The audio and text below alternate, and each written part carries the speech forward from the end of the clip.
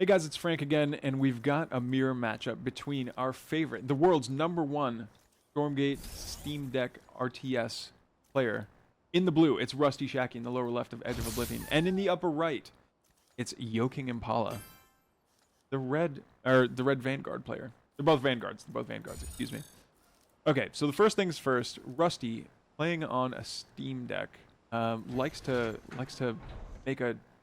wall off their entrance.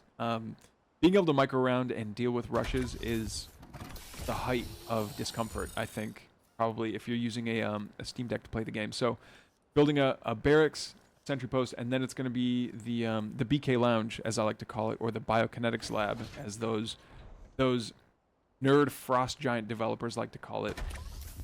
It's actually called the BK Lounge. No, it's the Biokinetics Lab, and there's a little bit right there, so units can still leave after they get trained, but typically, this looks like Rusty's opening barracks, sentry post, BK lab, and then putting one exo inside of the sentry post. Meanwhile, on the other side of the map, Yoking Impala went for a very fast expand, an expand first, in fact. We don't see any production structures out of them, so Rusty's got kind of a head start on making exos and making army units in general. There's the very far frontline habitat. You know what? I actually love this.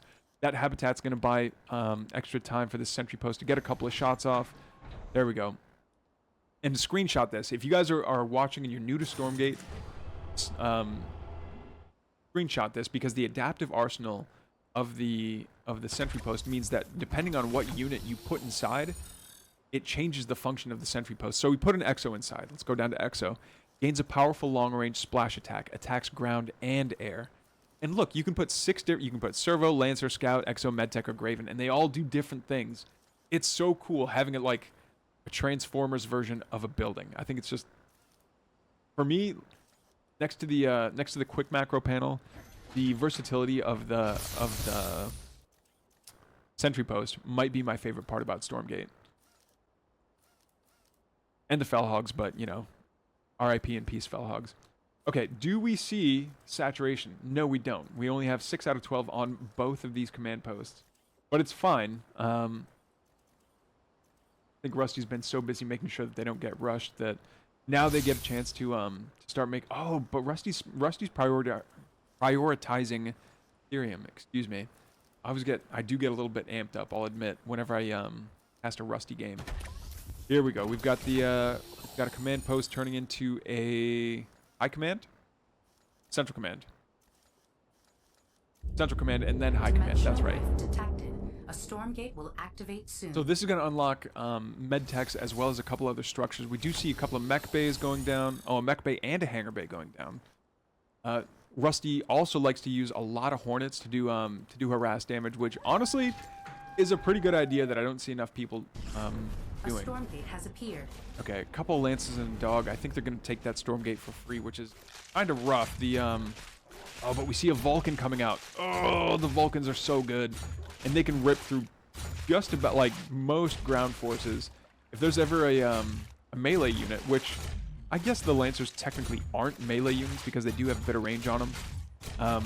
But anyway, if like a herd of Vulcans just dashes forward and you've got overlapping AoE with that name of that weapon called, it's like the X10 Ripper or something like that, you can get so much damage done. You can do so much DPS. You know what? I thought I was imagining it before, but I'm pretty sure that the green underglow from the Lancer helmets is new. Like right around their collar where it's green, I'm pretty sure that's new.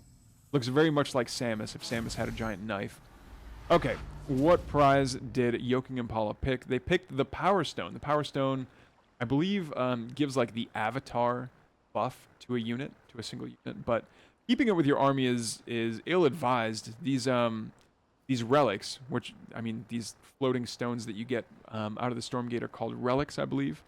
They are vulnerable. They're lightly armored and they only have 200 health. So they're quite a juicy target for your opponent because your opponent doesn't want you to use them. And what are we going to see it used on, though? We've got mech bay, a barracks, and a third going up. Holy smokes, Yoking Impala. I get it. You had money to spend. But it looks like it's only going to be one one servo building each one, and I love the way that the servers are holding the Luminite, by the way. Very, like, pizza delivery. I do like that. Oh, here's the Hornet in the back door for Rusty, getting a little bit of damage done. Forcing out a sentry post to be built up, and forcing a, casting the servo overcharge. Oh no, the Power Stone is still attached to the army. They didn't remove it from, they didn't steal it from all control groups. That's like the very first thing that I do when I get one of these upgrades, is I'll send it back into my main and then take it away from all control groups, so that way I don't accidentally like spacebar grab it or attach it to something and have it like in a very vulnerable position. Rusty's got a Hornet over here by the third of Yoking Impala. And are they going to be able to do some damage here? They're certainly going to be able to draw over a bunch of the army. But will it be enough? No, there's no reaction to this yet. What's happening? We've got Exos. Is there just going to be no reaction to all these servos being taken out? I guess not. Rusty's got a third of their own. And we see 1, 2, 3 sentry posts going down, as well as the token Vulcans. By the way, using the Vulcans to knock down the trees, I hope that's what happened, because the Vulcans can just like charge through destructible terrain. And like close your eyes and imagine how cinematic that would look.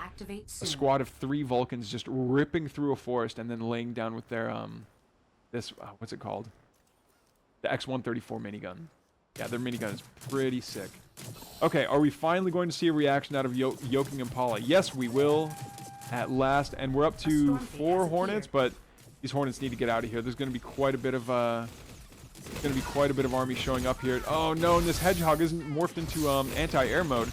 Doesn't really matter though. There's enough Exos to take out all 4 of those Hornets, and yeah, it looks like this next Stormgate that's going to pop up is going to be popping up right next to Rusty's third.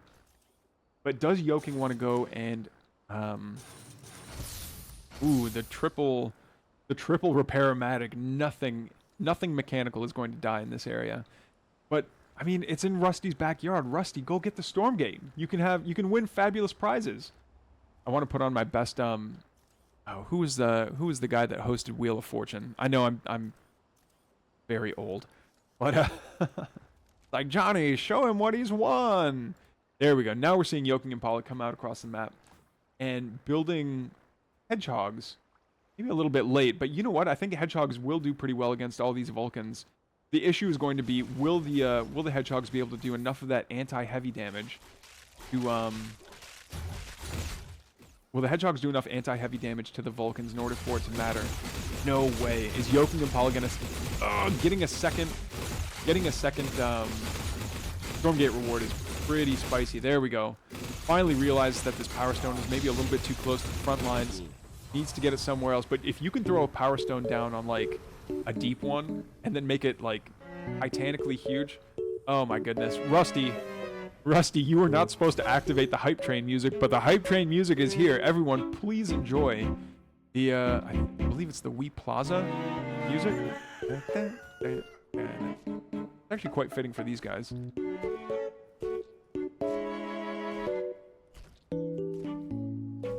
These cute little critters are something that I would expect to see on the Wee Plaza. Thank you for the 5 gifties, Rusty. Thank you for the replays. And are we going to have a gigantic fight go down with adorable Wii era music? Yes, we will. The Repair-O-Matics are doing their best to get gigantic connections with the Necrolusks. One Vulcan goes down, and a bunch are trying to get the most out of it.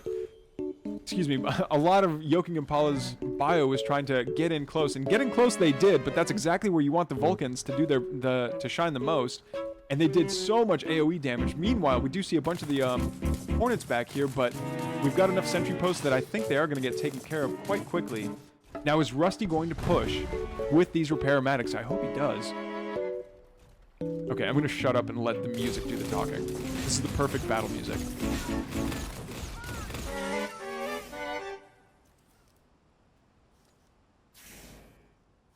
Oh, and I think that's it. I think that's all that the, I think I have to, like, adjust the trigger so that it keeps playing when we reach a hype train. Thank you so much, guys. And we're level 2! I was not expecting to reach level 2. Dimensional rift Okay, detected. so Rusty's over here Stormgate will building a activate 4th. soon. And Rusty's like, dare I say, in the lead in supply, 150 to 131. But I think the variety of units is definitely in favor of Yoking Impala. Yoking Impala has the potential. Whoa, helicarrier! That's what he used the Superstone on. So he used the Superstone to make the Hurricane quite buffed. It's got the Avatar buff on it. So what does that mean? It does. Wait, I don't think this. Does the Avatar buff affect the bombers? Or does it only affect the auto attack out of the Hurricane? I don't know. I know that it does. I think it functionally doubles the HP of whatever unit you use it on. So this is a 1200 HP Hurricane. Commander Dorian. Oh, I love that. Call sign Bitter Muse. Call sign Underthor.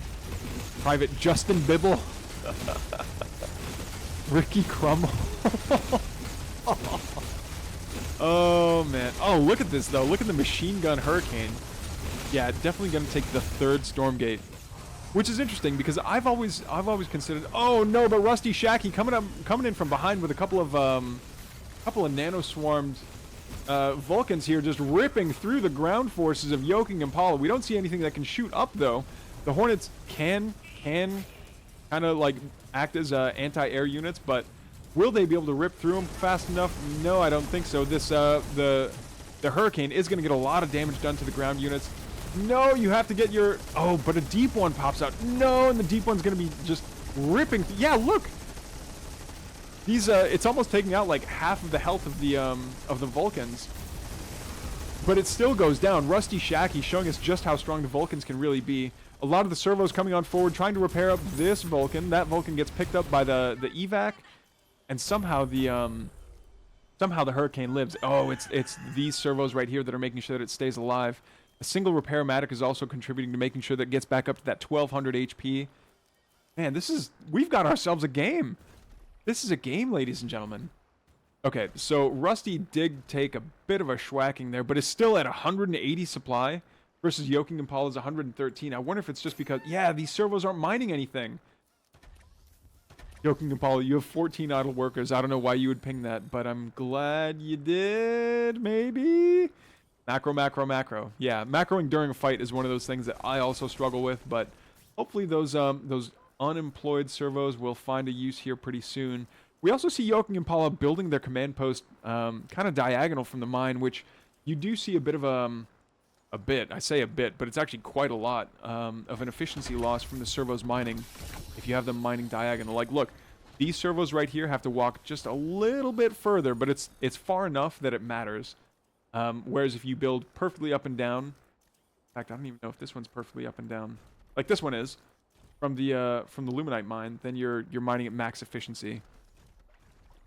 All right, a couple of evacs, a Vulcan, Lancers, and a smattering of Exos come forward here. Again, Yoking Impala letting us know that they have 13 idle workers. I think they're alt-clicking instead of control-clicking the button in the UI that selects every single inactive worker. If you control-click, then you get you select every single inactive worker, and you can set them all to go like, hey, everyone go mine here, or everyone, like, you can just have them all go do the same thing.